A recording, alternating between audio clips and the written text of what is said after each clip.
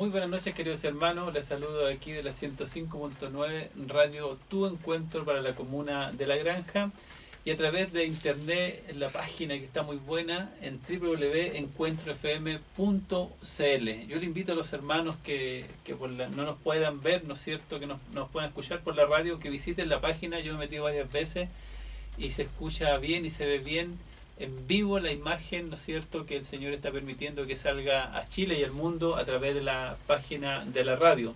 Y por supuesto también a escuchar todos los programas que la radio tiene varios programas variados de jóvenes, de niños, y el Señor, hermano, ha ido expandiendo los ministerios dentro de la radio, porque yo pensaba cuando recién había llegado aquí hace 5 años atrás, y hoy día ver a un hermano de mi iglesia que también está predicando en este lugar en Mapuche, y a un joven también de mi iglesia que está predicándole a los jóvenes. Eso es una extensión de este ministerio y damos gracias a Dios. El otro día escuché una palabra que tratan de explicarle qué significaba la palabra némesis. Y némesis es como el padre de algo, el que lo creó, ¿no es cierto? Y hay también némesis. Así que el Señor le bendiga a los hermanos Linkopi que están trabajando también en la radio. Y otros hermanos también de otras iglesias que vinieron aquí, ¿no es cierto?, y me preguntaron qué es lo que hay que hacer para llegar a predicar a la radio, y tienen su propio ministerio, y están los martes, parece, de la iglesia del Pastor Vega, y gracias al Señor, hermano, así la obra de Dios se va expandiendo. Y eso es más o menos lo que queremos conversar en esta noche con respecto a cómo el Evangelio se ha ido expandiendo, basado en una profecía bíblica del Señor que se encuentra en San Mateo capítulo 24, versículo 14. Y también lo podemos encontrar, ¿no es cierto?, en Marcos 16:15, cuando el Señor les dice a sus discípulos y les da un mandamiento de ir por todo el mundo y predicar el Evangelio a toda criatura. En esta noche, queridos hermanos, vamos a hablar de un poco de historia, vamos a hablar cómo esta palabra que parecía tan... Yo me imagino que el Señor, cuando dijo esta palabra a sus discípulos, todos se quedaron mirando así unos con otros. Muchos quizás eran campesinos, pescadores que no habían salido de su tierra natal. Como decimos nosotros, algunos lo más al sur que han ido ha sido Rancagua. Entonces, cuando el Señor les dice que van a llevar esta palabra hasta lo último de la tierra, para ellos lo último era Roma, era Egipto, era algo muy lejano, imposible. Con los medios de transporte de ese tiempo y lógicamente por el dinero era casi imposible llegar a esos lugares. Pero el Señor, hermano, como es toda su palabra, todo lo que el Señor anuncia en su palabra, lo que el Señor predica y profetiza en su palabra, se cumple al pie de la letra. Para esto, hermano, yo les quiero presentar a mi hermano Juan Guamán de la iglesia. Él es un joven que persevera en la iglesia donde yo persevero. Usted sabe que nosotros somos de la iglesia evangélica El Conquistador. Y gracias al Señor ya tenemos varios cuerpos, y entre ellos uno que está activando, que es el cuerpo de jóvenes. Él está, hermano, trabajando también con los niños el día sábado, y gracias al Señor haciendo una labor de prevención de droga, que también le voy a pedir un poco que en la introducción de este programa nos cuentes cómo este trabajo, que es importante especialmente cuando hoy en día vemos que a la juventud, hermano, se le ha dado toda la facilidad para tener droga fácilmente. Hoy día es más fácil comprar droga, hermano, que comprar un libro. Así que yo le voy a presentar a hermano Juan para que también salude a la audiencia. Sí, buenas noches a todos mis hermanos que están escuchando. Mi nombre es Juan Guamán, también de la iglesia del Conquistador. Y como dice nuestro hermano Javier, también he estado trabajando con el tema de la prevención en los niños del barrio. Amén. Desde el año pasado hemos estado trabajando, yo llevo ya, este sería mi tercer año consecutivo trabajando con los jóvenes y niños de allá. Amén. Primeramente con nuestro hermano Marcelo Parra, y más que todo es tratar de hacer alguna especie de talleres, sobre todo de fútbol, que es el que más les gusta a los niños. Todo con tal de demostrarles que hay más caminos diferentes para tomar en su tiempo libre. Amén. Si bien nosotros solamente trabajamos con ellos los días sábados en la mañana, también tratamos de fomentar el tema de la buena convivencia, de vez en cuando hablar sobre sus problemas, pero sobre todo el tema de la droga. A veces tenemos nosotros charlas con los papás. El año pasado, este año yo quiero hacer una sobre todo con mi hermano que es psicólogo. Amén. Para poder ayudar a los padres a que detecten y puedan tener una mejor crianza con sus hijos. Amén.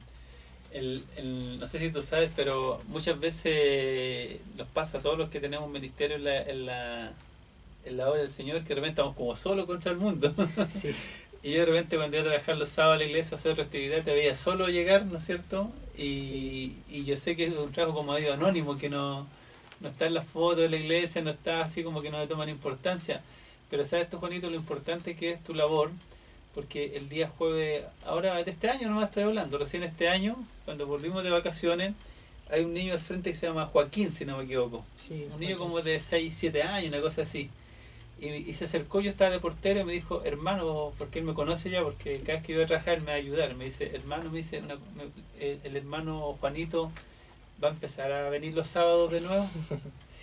Y sabe que me conmovió su expresión, porque yo sé que muchos de esos niños, los papás trabajan el sábado. Muchos de esos niños no tienen papá, po. Y otros están peor todavía, que sus papás están presos, ¿no es cierto? Están metidos en el alcohol, en la droga, y no tienen esa instancia de padre e hijo que tenemos nosotros, que gracias a Dios tenemos un hogar bien formado. Entonces yo ahí dije, ay, qué importante la labor de Juanito el día sábado con los que le ayudan, porque eso le va a quedar a ese niño cuando grande. Cuando crees que sea un joven, va a decir en una iglesia evangélica, alguien su día de descanso lo vino a ofrendármelo a mí para que yo me divirtiera un rato con una pelota, me hablaba de Dios, me hablaba de la droga. Y quién sabe, el día de mañana uno nunca sabe, Juanito, de que quizá ese niño pueda ser hasta un siervo de Dios, ¿no es cierto? Nadie sabe eso. Pero alguien lo formó, alguien lo guió hacia un camino, y eso, ¿cómo se llama? Un aliciente para todos aquellos que tienen ministerio. Siempre los ministerios no son de a montón, hermano. Los ministerios siempre son, si usted lee los profetas, todos eran solitarios. Si lee los ministerios del Señor, todos eran solitarios, todos tenían poca gente. Y lo importante, hermano, es que nosotros tengamos ese amor de Dios por los perdidos, y que sintamos en todo lo que hagamos el respaldo del Señor. Así que Dios bendiga grandemente a nuestro hermano Juan y le dé la fuerza y la paciencia, porque yo me desespero rápido. Recién estaba el hermano discutiendo porque me desespero rápido, porque uno quiere que todos tiren para adelante cuando uno está tirando, y uno ve la realidad de la iglesia, que no es esa. No todos tienen el mismo, ¿cómo se llama?, gratitud con Dios para poder servirle de corazón. Así que el Señor bendiga a todos los hermanos que también trabajan aquí también. Yo sé que hay unos hermanos que tienen labores de esa manera, y Dios les bendiga grandemente. Queridos hermanos, vamos a orar un momento al Señor para que en este tema que vamos a hablar un poco de la historia de la iglesia, qué pasó después que el Señor murió. ¿Alguien sabe qué pasó? ¿Cómo se pudo cumplir esta palabra de expandir el Evangelio hasta lo último de la tierra? ¿Qué sucedió a los apóstoles? ¿Qué pasó con la iglesia? ¿Dónde se formó la iglesia? ¿En qué parte del mundo? ¿Qué pasaba con los padres de la fe? Eso es lo que queremos un poco contar en esta prédica de esta noche, que le hemos denominado, ¿no es cierto?, un poco la historia de la iglesia y cómo el Evangelio llegó hasta la última de la tierra. Vamos a orar al Señor pidiéndole su dirección. Padre, en el nombre de Jesús, te damos gracias en esta hora por tu gran amor y misericordia, porque tú nos permites un día más, un día viernes, Dios mío, estar aquí en la radio para venir a predicar tu gloriosa y bendita palabra. Permite, mi Dios, que lo que hagamos sea dirigido por tu Espíritu Santo. Danos de tu gracia, Dios mío, y que esta palabra sirva, Dios mío, para aquellos que no te conocen puedan ver, Dios mío, todo el esfuerzo, el sacrificio que se hizo para que hoy en día puedan escuchar una palabra de Dios a través de una radio, y puedan ellos entender que tienen un alma que salvar. Para los hermanos que nos sintonizan, sea de bendición espiritual para sus vidas, Dios mío, lo que en esta noche vamos a hacer en tu poderoso nombre. Bendícenos a todos en el nombre de Jesús, nuestro amado y bendito Salvador. Vamos, hermanos, a escuchar una alabanza al Señor, y de vuelta ya volvemos con el tema que nos hemos propuesto hablar en esta noche. Bendiciones.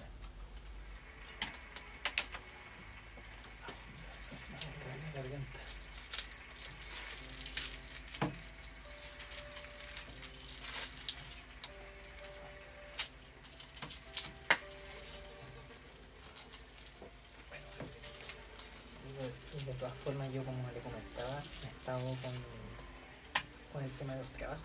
Yo por eso todavía no iniciaba este año los talleres. Ya. Entonces ahora que justo esta semana ya estoy libre, pues pensaba ya promocionarlos para comenzar el otro sábado. Yo cuando vi a ese niño me acordé que estos niños sería bueno hacerle así un día sábado, no sé si lo he dicho, un desayuno en la iglesia. Así. Sí, no lo hemos hecho. Sí, eso es bacán. De hecho, para el día del niño también lo invitamos ahí. Bueno, el día anterior al domingo, Ya. el niño, el sábado, ahí le hicimos un pequeño desayuno, le hicieron torta, todas esas cosas. Y la última también fue una despedida, el último taller del año también le hacemos una despedida por las mañanas. Y ahí tú le hablas de la droga en el momento de la palabra, ¿cómo lo hacen? Cuando tú... Por lo general estos cabros llegan a la cancha al tiro. Ya. Entonces empezamos ahí a hablar, cuando suelen haber estos roces típicos entre niños, ahí empezamos a tranquilizarle y a hablar, y ahí le tiro un versículo como para que les quede. Pero así de hablar, así de tener nada de hablar con ellos todavía no han logrado la instancia. Todavía así complicado, es que estos niños a veces como tienen esta como deficiencia atencional. Sí. Así como que cuesta tomarlo así de una atención. Y pasarle esos libritos de más de que usa los niños para pintar, con puzzles en el teléfono, que pasarle un libro que no van a entender. Sí. Bueno, hay que tenerle todas esas cosas, ¿no? ¿Y cuántos están yendo? El año pasado estaban yendo 100, bueno, a veces habían poquitos, pero siempre eran entre 12, 15 por ahí. Es que me di cuenta que iba es de al lado de la iglesia y que vive al lado de la iglesia, que es el nieto del pastor del frente. Sí. Sí, lo vi también un día en las caras preguntando por ti. El papá se llama Víctor, lo tengo aquí en el WhatsApp. Ah, ya. Y el hijo de él, no sé si el hijo de él o el hijo de ella, no sé, que lo hay un poco mayor. El hijo de él. De él, Sí, ya. ese ya. Y a él también lo vi el otro día preguntando por ti en la iglesia el domingo. Sí, hay varios cabros que están preguntando a mi cabrito al frente que bueno para correr, Matías se llama así. También andaba preguntando. Antes al principio, cuando estaba Marcelo, había altos talleres porque estaban más interesados en construir. Ya al final los niños se aburrían con los talleres y terminaron haciendo solo fútbol. De hecho hubo un tiempo que... ¿Tienen equipo ya? ¿Tienen equipo? Sí, tenemos equipos. También Pedro y del anterior, mucho antes de Marcelo, cuando estaba Daniel. Ahí le hicieron pero camisetas, shorts, pero eran todos caminos. No era el cabro que el más grande debería tener unos 15, 16 años. Entonces entre 4 y 10 años, pero por lo general tienen entre 9 y 12 años. ¿Tú partiste igual con el orden que hablaste de allá? Sí, Ya. sí. Creo que había hecho algo la otra vez cuando me tocó este tema, también era muy parecido a lo mío, pero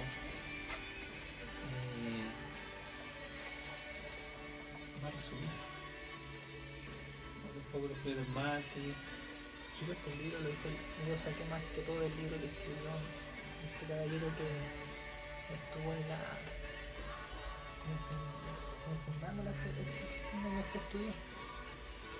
Sí, pues de Pablo Pop. Sí, de Pablo Pop. Sí, de ahí también saliste, muy bueno. Y es bueno el libro que son...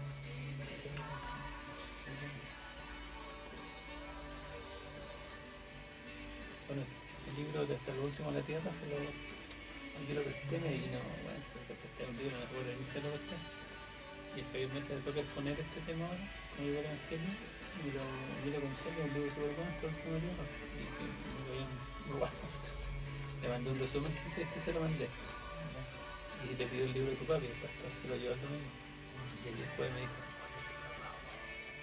y yo soy matemático, me carga leer, dijo, yo no leo nada. Pero hacer que este libro no tiene energía así, y así un libro así, pero muy bueno, cuenta toda la historia, un libro del Evangelio hasta el día de hoy, básicamente. Y harto que de ahí yo hice este resumen, pero me faltaban varias cosas. Yo lo leí 2 veces. 18. Claro, yo hice un resumen, pero yo lo leí 2 veces. Claro, yo de hecho voy a llegar hasta cuando se oficializó la religión. Está ahí, yo creo que estamos bien. Que el tiempo se me va súper rápido. Ya está la cosa. Sí, va a estar con eso. No puede ser. Sí.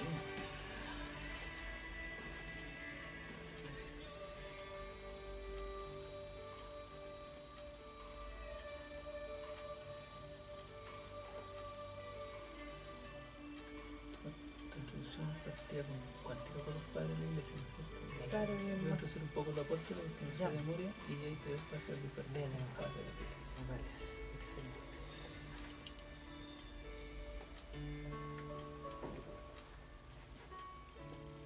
Amén. Gloria a Dios para siempre. Como les contaba, querido hermano, antes de la pausa, nosotros tenemos hoy en día un tema que desarrollar que tiene que ver cómo fue que el Evangelio fue avanzando en la historia hasta llegar hasta el día de hoy. Por el tiempo, lógicamente, vamos a hablar un poco hasta los 300 primeros años de la era cristiana. Que sea en otra oportunidad, después vamos a seguir hablando por espacios de tiempo, y el Señor nos dé su gracia para introducirnos en el tiempo. Estamos hablando, hermanos, de que una vez que el Señor ha muerto, ¿no es cierto?, ha resucitado, ha ascendido al cielo, los que quedaron con esta labor de predicar el Evangelio hasta lo último de la tierra fueron los apóstoles y los discípulos. Pero como dice mi pastor, nadie está guardado a pasa, ¿no es cierto? Tarde o temprano los discípulos y los apóstoles tenían que morir. Pero ellos a su vez fueron instruyendo a otros para que siguieran con el Evangelio de Cristo, y así es como los apóstoles también tuvieron sus propios discípulos. En esta noche vamos a hablar de algunos discípulos de ellos, pero en la era que estamos hablando ahora ya casi ha llegado al año 100, cuando el último apóstol, que fue Juan, ¿no es cierto?, murió en la iglesia de Éfesos cuando cumplía 92 años. Fue el último apóstol en morir por la causa de Cristo, tal como el Señor lo profetizó cuando les dijo a sus discípulos: ¿y qué tal que si yo quiero que éste quede hasta el final? Y mirando a Juan, ¿no es cierto?, al discípulo amado. Y se cumplió esa palabra porque murieron todos los apóstoles, y el último que quedó fue el apóstol Juan. Así que el Señor, hermano, nos bendiga y nos dé su gracia, porque ahora vamos a hablar qué pasó después que murió el apóstol Juan, hermano Juanito. Bueno, cuando mi tocayo, el apóstol Juan, murió, por supuesto que él también tuvo sus discípulos, como decía mi hermano. De hecho, 3 discípulos de él fueron muy prominentes en su época. Vamos a hablar de Policarpo, Ignacio y Papias. Amén. Policarpo, él llegó su ministerio y bueno, nació entre el 69 y el 156 después de Cristo, como dicen los científicos, era común, le están diciendo ahora, pero después de Cristo. Y este fue discípulo del apóstol Juan y fue Amén. obispo en Esmirna.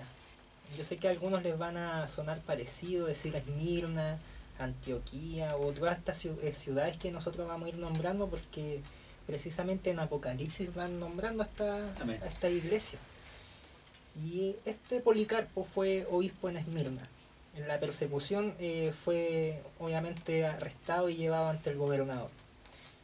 Y bueno, él murió de una forma bien cruel, como la mayoría de estas personas que declaraban ser seguidoras de Jesús, seguidoras de Cristo o cristianas. A él, al serle ofrecida la libertad, si maldecía a Cristo, él contestó así, lo voy a leer. Amén. 86 años he servido a Cristo, y él nada me ha hecho sino el bien. ¿Cómo pues podría yo maldecirle a él, mi Señor y Salvador? Amén. Bonitas palabras, pero fueron sus últimas palabras, pues fue quemado vivo. Amén. Así es. Lo quemaron. Así iban muriendo la gente que decía ser cristiana y que seguía al Señor. Gracias a Dios nosotros estamos viviendo en una época bastante Relajada. sí. Pero bueno, esto es como para darnos una idea de lo difícil de que fue al principio ser cristiano. Amén. A pesar de todo. Luego el otro discípulo de Juan fue obispo de Antioquía. Este es Ignacio. que vivió entre el 67 y el 110 después de Cristo. Amén. Este estaba viviendo cuando estaba el emperador Trajano. Cuando este emperador visitó Antioquía, ordenó su arresto. O sea, visitó Antioquía donde él estaba ejerciendo y ordenó al tiro el arresto de él. Y él presidió el juicio, el mismo emperador, y lo sentenció a que fuera arrojado a las fieras en Roma. Amén. A los leones, a las hienas, todas las fieras que tenían ahí. Y cuando él iba camino a Roma, los cristianos que eran obviamente seguidores de él o que estaban en esa iglesia de Antioquía, seguramente ellos querían liberarlo y tratar de interceder. Entonces él escribió a los romanos una carta en la que rogaba que no intentaran obtener su perdón, que él anhelaba morir por su Señor.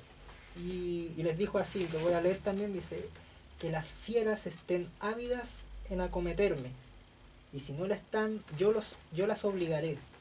Vengan jaurías de fiera, vengan desgarramientos y mutilaciones, quebranto de huesos y desmembramientos. Vengan crueles torturas del diablo, solamente alcance yo a Cristo. Amén. Y ahí fue, imagínese esa muerte, desgarrado, mordida, bueno. Y el último que fue obispo o alumno de, bueno, que fue alumno de Juan, fue el obispo de Hierápolis, Papias. Todos estos apóstoles, la gracia es que también iban escribiendo sus libros. ¿Ya? De hecho, el mismo Papias trató de hacer un libro en el que trataba de preguntar las palabras exactas de Jesús. Bueno, él fue obispo en Hierápolis, a unos 160 kilómetros al este de Éfeso. Uno puede verlo en los mapas, todas estas cosas también, y confirmar. Puede haber conocido a Felipe, de quien se dice la tradición que murió en esa ciudad. Escribió un libro en las explicaciones de los discursos del Señor, en el cual dice que cuidó de preguntar a los antiguos las palabras exactas de Jesús. Él padeció el martirio en Pérgamo más o menos al mismo tiempo que Policarpo. Y estos tres, Papias, Ignacio y Policarpo, son los que forman el eslabón que une, esta es la gracia de ellos, que es un eslabón que une el siglo apostólico y los tiempos posteriores. Todo esto vivieron ya después de Juan, y de ellos no se tiene registro en las escrituras que nosotros conocemos. Es importante ahí comentar de que para ellos la palabra mártir era sinónimo, ¿no es cierto?, de heredar el reino de los cielos. Siempre cuando hablamos de los mártires, cuando hablamos aquí nosotros de Apocalipsis, hay una parte que revela la gracia que tenía ser mártir, porque tenía que tener alguna gracia ser mártir, porque bueno, sabemos que la salvación no se compra por ser mártir, sino lo que se gana es un lugar de privilegio en el cielo según Apocalipsis. Dice la Biblia de que los que fueron muertos por causa de la palabra del Señor, Dios les permitió hacer su tabernáculo frente al trono. Entonces los que más saben de la palabra dicen que los mártires tendrán un lugar de privilegio en el reino de los cielos, su tabernáculo, su trono, su carpa, su casa, como usted quiera llamarle, estará más cerca del trono del Señor, ¿no es cierto?, que cualquiera otro que no haya muerto por el nombre del Señor. Por ejemplo, si muriéramos nosotros, sería como injusto que nosotros tuviéramos un lugar de privilegio en el cielo cuando nosotros no hemos sufrido nada por el Señor. En cambio, ellos sí sufrieron hasta la muerte. Por eso ellos tenían esa idea de que el mártir para ellos era un lugar de privilegio en el cielo.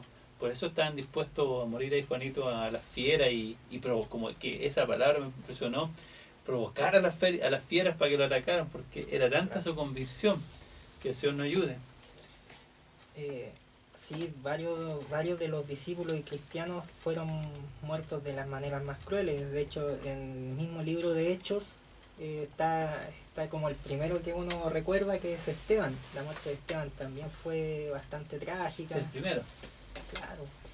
Estaba Pablo ahí encima presente al final de ese pasaje. El próximo que vamos a ver es uno que se llama justamente Justino Mártir. Justino Mártir, él vivió entre el 100 y el 167 después de Cristo. Amén. Nació en Neápolis, la antigua Siquem, como al tiempo de la muerte de Juan. Él estudió filosofía y esta gente, cuando ya empieza a ser educada, empieza a dar unos golpes más fuertes. ¿cierto? O llegar a otro estrato social también. Claro, esa es la gracia.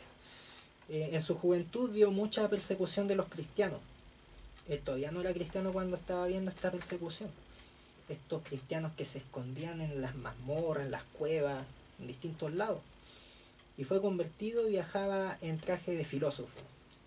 Una vez que se convirtió ya viajaba encubierto, por así decir, tratando de ganar a los hombres para Cristo. Escribió una defensa del cristianismo dirigida al emperador en Roma y fue uno de los hombres más capaces de su época. Obviamente murió como mártir en la ciudad de Roma. Señalando el crecimiento cristiano del cristianismo, él decía en sus días, no hay raza alguna de hombres en donde no se ofrecen oraciones en el nombre de Cristo. También da una especie de detalle de cómo eran las reuniones antiguas, no sé si...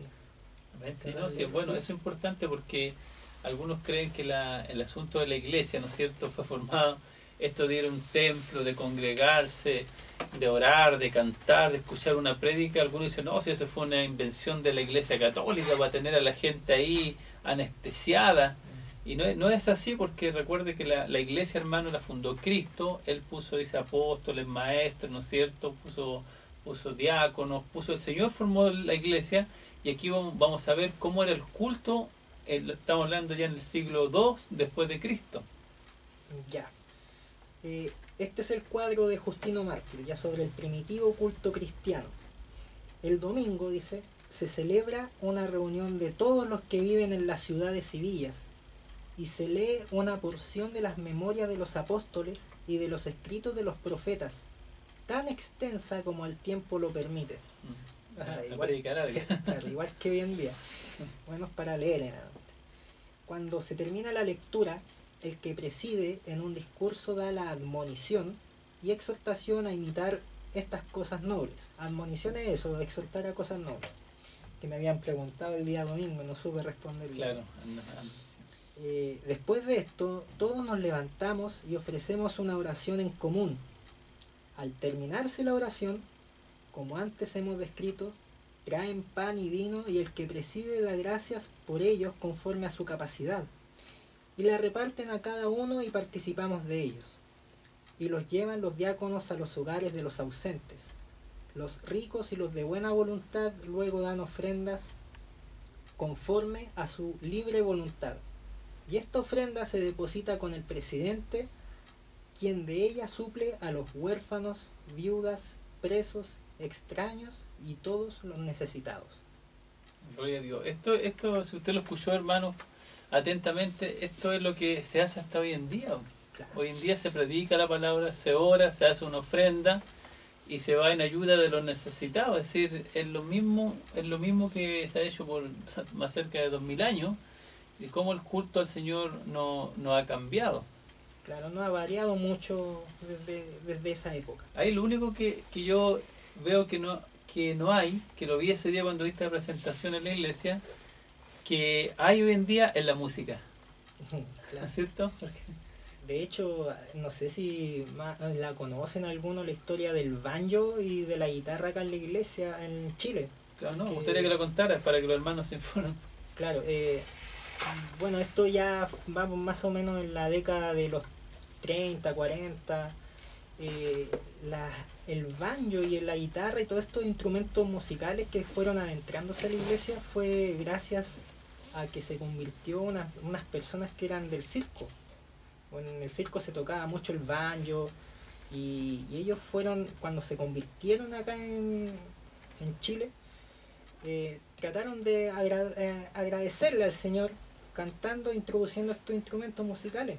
Y fue así como varios fueron adaptando porque suenan bonitos. ¿Sí? Y hay algunos ahí que de repente se asustan cuando van ingresando instrumentos nuevos, pero todo va en el pro de tratar de agradar al Señor.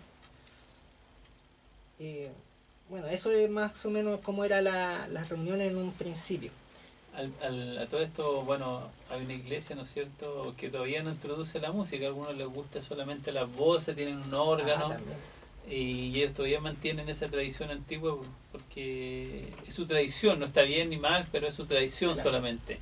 Nosotros en nuestra iglesia teníamos antes banjo, guitarra y acordeones, pero con la modernidad hemos introducido todo lo que tiene que ver con lo electrónico y ahora tenemos de todo, ¿no es cierto? Claro. Hay bajo, hay guitarra eléctrica, también hay batería, también tenemos el saxo y el hermano Juanito toca el violín aquí, en el sentido del, no que no ande tocando el violín a los compañeros con las pololas, sino en el sentido que él realmente es un violinista, así que un día cuando lo invitemos de nuevo lo vamos a traer para que nos toque una pieza ahí, Uy, ay, ay. una pieza de Mozart, no sé, algo así sencillo para que nos deje atónito de cómo el Señor lo ha usado para tocar violín en la iglesia. Su hermano también, el Esteban, toca muy bien el saxo y quizás un día lo invitemos los dos para que yo canto. Así que el Señor les dé su gracia y los hermanos, por supuesto, atráense hermanos a introducir la música nomás, ahora música cristiana también, no hay rock a la iglesia y Che, ¿no es cierto? Y Dort y cumbia, cuestiones así raras, pero la música siempre tiene que ser. El otro día me preguntaban el tema de la música en una reunión que tuvimos ahí con unos hermanos que son cristianos, que opinaban de cierto estilo de música. Yo les decía, siempre hay que ver el origen primero, el origen de cómo se formó ese estilo de música. Por ejemplo, le contaba cómo se formó el reggae, ¿no es cierto? El reggae que nació en Jamaica, donde yo estuve. El reggae se formó en una religión que se llama reggae, y donde el que formó esta religión se hacía llamar Rey de Reyes y Señor de Señores, y donde ellos tomaban el éxtasis a través de la marihuana. Ahí decían que veían las visiones, con marihuana cualquiera ve visiones. Entonces, en base a eso, no podemos tomar esa música porque está contaminada, pero hay otros estilos que sí, pues una música en una cueca yo no veo que tanta maldad, no veo en una balada, ¿no es cierto?, en otro estilo de música que han formado en la iglesia, pero cuando su origen es muy evidente que fue hecho, ¿no es cierto?, bajo el auspicio de Satanás, por decirlo así, no se puede introducir en los templos. Eso que también hay que tener un cuidado. Bueno, ahora vamos a ver al primer discípulo o alumno del alumno, por así decirlo, el alumno del alumno. Ireneo. Él fue alumno de Policarpo y de Papias. Él vivió entre el 130 y el 200 después de Cristo. Él viajó extensamente y luego llegó a ser obispo en Lyon, en Galia, lo que es actualmente Francia, ¿ya? Se le conoce especialmente por sus escritos contra los gnósticos, y murió como mártir. Gnóstico no es lo mismo que agnóstico, por si acaso uno a veces trata de... ¿Por qué me explicaron, hermano, la diferencia entre gnóstico y agnóstico?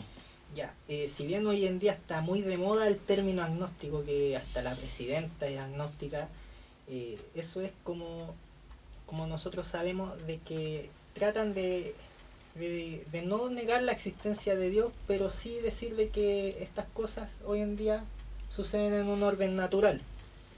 El gnosticismo es una doctrina religiosa esotérica y herética que se desarrolló durante los primeros siglos del cristianismo y que prometía a sus seguidores conseguir un conocimiento intuitivo, misterioso y secreto de las cosas divinas que les conduciría finalmente a la salvación. Entonces, Ireneo habló mucho en contra de los gnósticos, porque esto no puede ser una forma media mágica para poder obtener las cosas de la salvación. Tú sabes, Juanito, que esta doctrina no se ha acabado. Hoy día es una doctrina mundial. En la New Age, que es la nueva era, esta doctrina hoy en día persevera, porque recuerde que ellos buscan justamente eso, salvarse a través de un conocimiento pleno, donde van a pasando etapa a etapa y hasta llegar a un karma, que le llaman ellos, y van a ser dioses como ellos creen que van a serlo.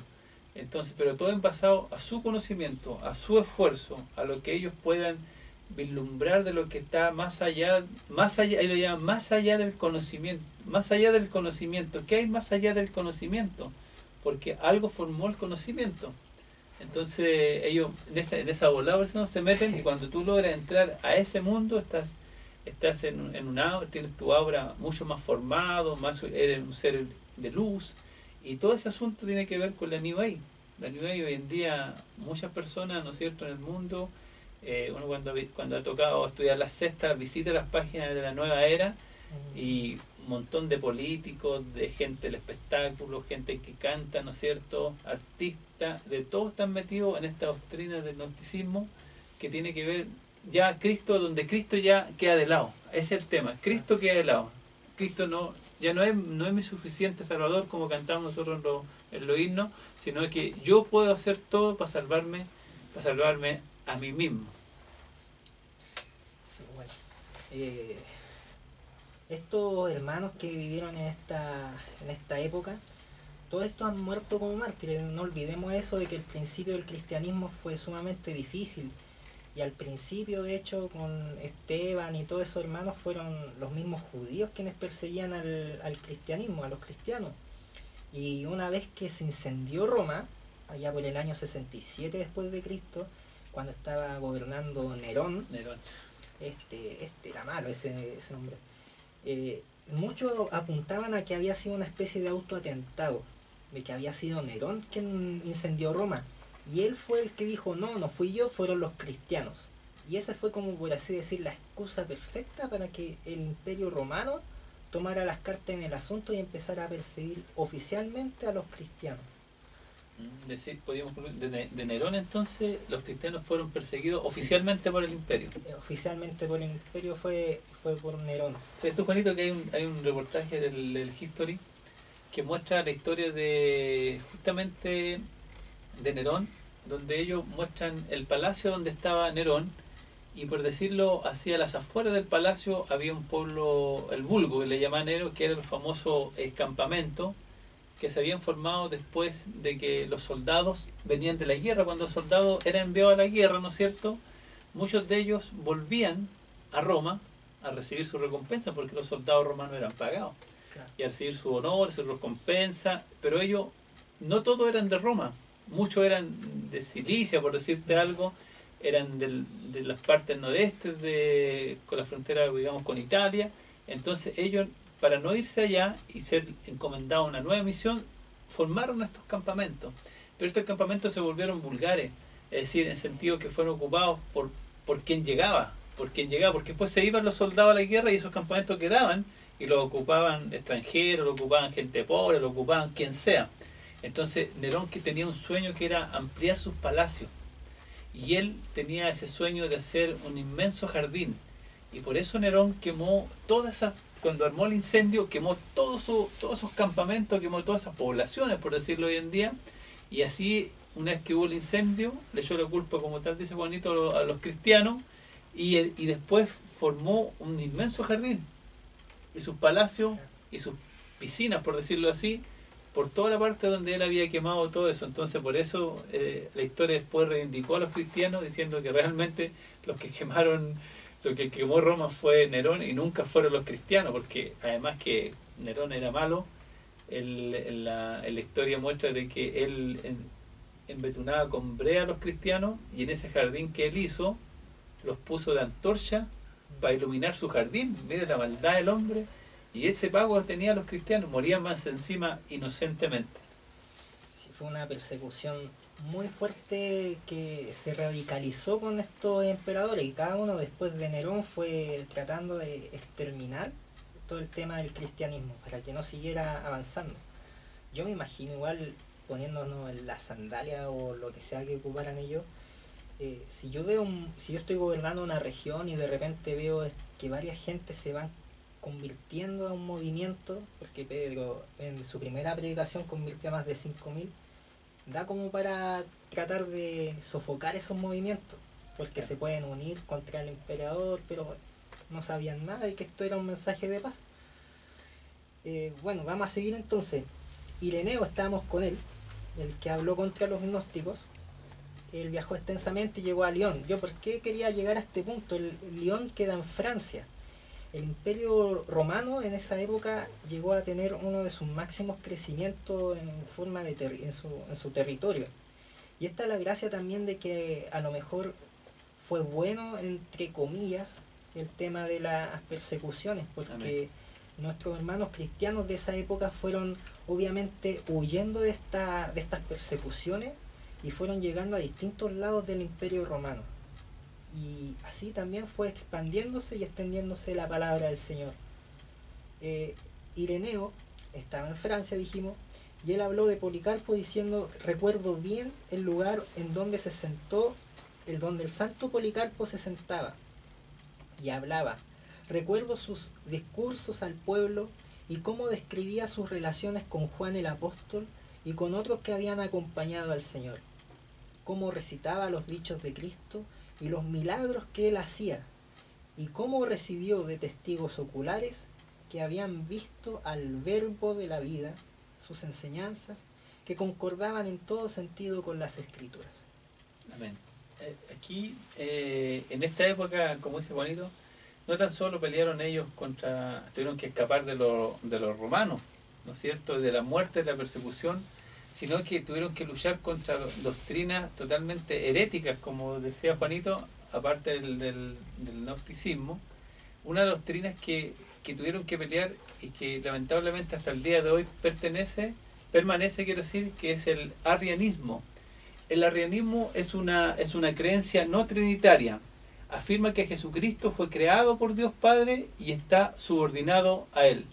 Esa doctrina del arrianismo la tienen los testigos de Jehová, para que usted sepa, los que tocan su puerta todos los días, los que les pasan folletos con la imagen de Jesús, le dicen ¿quién es Jesús? Ellos son arrianistas, ellos no creen en la Trinidad de Dios y a Jesús lo ven como un ser creado, como el primer ser de la creación creado. Ellos no creen nada de lo que dice San Juan 1, que en el principio era el verbo era con Dios. Tampoco creen lo que dice la palabra de Dios cuando enseña de que todo lo creado fue por Él y que Él es el primero en la creación, es decir, todo lo que primero que existe fue creado por Jesucristo. Tampoco creen lo que Jesucristo le dijo a Felipe, de que el que me ve a mí ve al Padre, porque Él es, como dijo el apóstol Pablo, Él es la imagen del Dios invisible. En Él, dice, habita corporalmente toda la deidad de Dios. Entonces, todas las partes cuando Jesús se presenta como Jehová, cuando dice yo soy el buen pastor, yo soy la puerta, el redil de las ovejas, yo soy la luz del mundo, yo soy el camino de la verdad de la vida, cada vez que Él se presenta como Jehová, ellos no lo creen, dicen no, esa es una mala interpretación, es un texto espurio, como me dijo un día un testigo de Jehová, y ellos no creen porque son arrianistas. Ellos, este hombre llamado Arrio, que estuvo en los tiempos de los padres de la fe que estamos conversando, el año 250, el año 335 después de Cristo, él trajo esta doctrina herética para confundir al pueblo de Dios, porque después vamos a ver que Satanás, esta estrategia de matar a los cristianos no le resultó, y más adelante vamos a ver que él va a usar otra estrategia para poder terminar con el Evangelio de Cristo. Amén. Así fue como el enemigo empezó a tratar de sofocar este movimiento, sobre todo en su inicio. Después de Ireneo vamos a ver a Orígenes, así se llamaba él, Orígenes. Él vivió entre el 185 y el 254 después de Cristo. A él se le considera el más grande erudito de la iglesia primitiva. Fue un gran viajero y escritor voluminoso que ocupaba a veces hasta 20 copistas. Y aquí tengo la definición de copistas también, porque muchos no sabemos eso. Copista es la palabra que designa a quien reproduce libros a mano. De ahí su sinónimo amanuense, hay otra palabra. Destaca su labor en la difusión del libro hasta la aparición de la imprenta de tipos móviles en el mundo occidental a mediados del siglo XV. O sea, hasta antes de eso, Amén. Para poder andar escribiendo los libros, lo hacían a mano, con estos copistas. Y Orígenes llevaba a veces hasta 20 copistas. En sus escritos cita 2/3 de todo el Nuevo Testamento. O sea, con eso decir de que fue un hombre muy erudito, muy sabio, leyó mucho. Él vivía en Alejandría, en donde su padre Leónidas padeció el martirio, y más tarde en Palestina, en donde murió como resultado de su encarcelamiento y tortura bajo el reinado del emperador Decio. Ese ahí es otro emperador que también fue radicalizando sus movimientos contra los cristianos. Cuando el Imperio Romano, recuerdo que se divide, ¿no es cierto?, en dos partes también, así como después la iglesia se va a dividir en dos partes. El Imperio Romano, hermano, algunos creen que llegó solamente hasta los tiempos de Jesucristo, pero el Imperio Romano llegó casi hasta el siglo III después de Cristo. el imperio más gigantesco que ha existido y que ha durado tanto en el tiempo ha sido el imperio romano, dividido en dos partes, Occidente y Oriente, ¿no es cierto?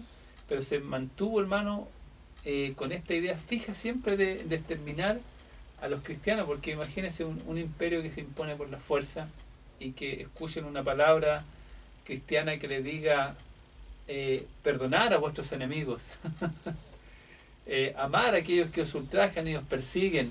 Si alguien te pega en la derecha, pone en la izquierda. Era totalmente contradictorio a la doctrina del ejército romano, que le enseñaban a sus jóvenes, a sus niños, porque los romanos eran preparados de niños para la guerra. Entonces, por eso para ellos lo veían en ese sentido un peligro, que crearan un ejército débil, un ejército tan débil que instara a los enemigos a venir a conquistarlo a ellos ahora. Entonces, por eso ellos ven el cristianismo como una amenaza. Amén. Hay otro de estos padres, el padre del cristianismo latino, quien es Tertuliano. Tertuliano vivió entre el 160 y el 220 después de Cristo. Él nació en Cartago y fue un abogado romano y pagano. Luego de su conversión, imagínese alguien abogado, se convirtió, fue un distinguido defensor del cristianismo. Como todos los demás, también sufrió el martirio después. Y hasta aquí, miren, ahora vamos a nombrar a uno que tiene una gran gracia, por así decir, porque... Pero antes de aquí estamos en el año ya... En el año, más o menos estamos en el 220, por ahí. 220, mano. Sí. Mire, en todo este rato hemos nombrado, ¿no es cierto?, a lo que nosotros le llamamos los padres de la iglesia, que eran los discípulos de los apóstoles. Y después quedaron los discípulos de los apóstoles, por decirlo de una manera. Y ellos fueron los que sufrieron la mayor persecución del Imperio Romano. Recuerde que están siendo perseguidos ya por la ley. Ser cristiano era un delito. Pero aquí vamos a ver, como dije antes, que Satanás usa esta estrategia, ¿no es cierto?, de usar la violencia, el miedo y el horror para que los cristianos no prediquen más a Cristo. Pero se da cuenta que esta estrategia no le está resultando, porque entre más cristianos mata, más gente se convierte al cristianismo. Ahí en esta historia no sale, pero en otras historias que hemos leído de la iglesia, de historia de la iglesia, los libros de historia de la iglesia, cuenta, por ejemplo, cuando un verdugo, ¿no es cierto?, es desordenado, llevar a unos cristianos a la muerte.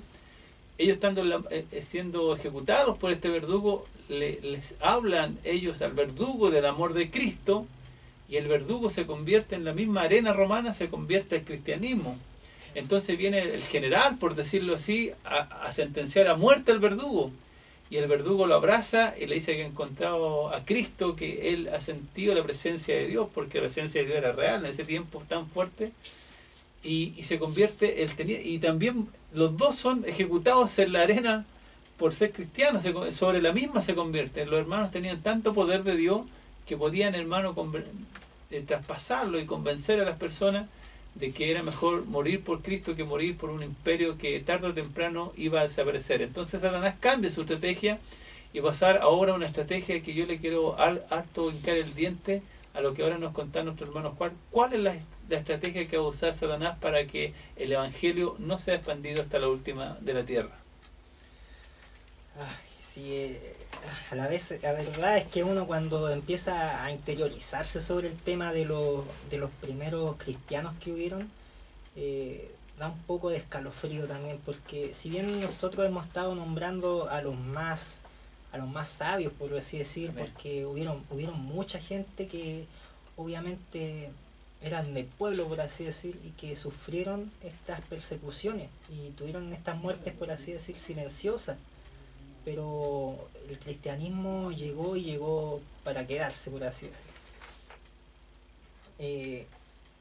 Bueno, ahora vamos a llegar entonces al Eusebio. Eusebio, él vivió entre el 264 y el 340 después de Cristo. Este tiene la gracia de ser contemporáneo de un emperador que fue el que dio el suspiro, por así decir, al cristianismo.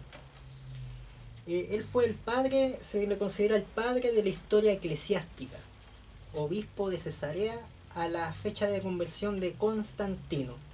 Este es el emperador que nosotros queremos hincar un poco el diente, sobre quien llegó a tener gran influencia. Escribió una historia de la Iglesia que narraba la historia desde Cristo hasta el Concilio de Nicea, y ese Concilio de Nicea fue en el año 325 después de Cristo. Aquí también vamos a decir la gracia del Concilio de Nicea. Hubieron varios concilios. Sí, ¿qué es lo que era un concilio en primer lugar? Era una especie de reunión, o como se les dice hoy en día, los cónclaves estos que hacen hoy en día los políticos. No, ya, el conclave, ya. Una especie de reunión. Vamos a hablar un poco de Constantino. Recuerde que Orígenes había muerto en el 254. Toda esta historia ha estado escalonada. Constantino se le considera el legalizador de la religión cristiana por el edicto de Milán en el año 313. Constantino también fue conocido por haber refundado la ciudad de Bizancio, que actualmente queda en Estambul, en Turquía. La llamó Nueva Roma o Constantinopla, ya varios lo conocen más por ese nombre. Constantinipolis, por así decir, que se llama la ciudad de Constantino. Él convocó el primer concilio de Nicea en el año 325, y la gracia de este concilio es que otorgó la legitimidad al cristianismo en el Imperio Romano por primera vez en la historia.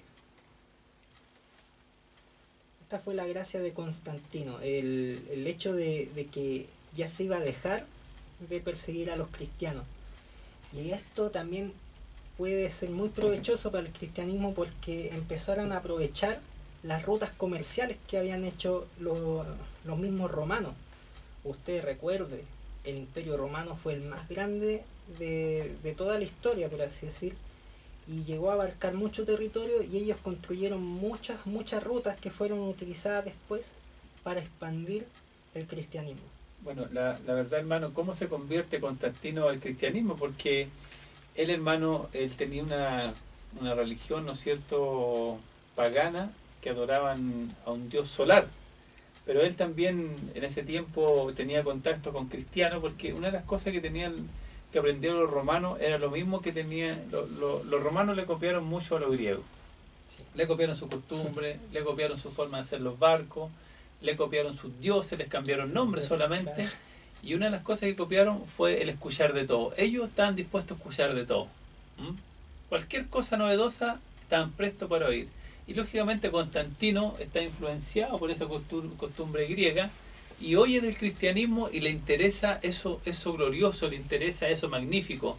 Y según la tradición recogida por Eusebio de Nicomedia, el día anterior a una batalla en el puente de Milvio, Constantino vio en el cielo una señal, una cruz acompañada de la leyenda In hoc signo vinces, que en latín, ¿no es cierto?, y que significa con este signo vencerás. Constantino, que probablemente profesaba una religión solar monoteísta, había mantenido contacto con el cristianismo y era consciente de la fuerza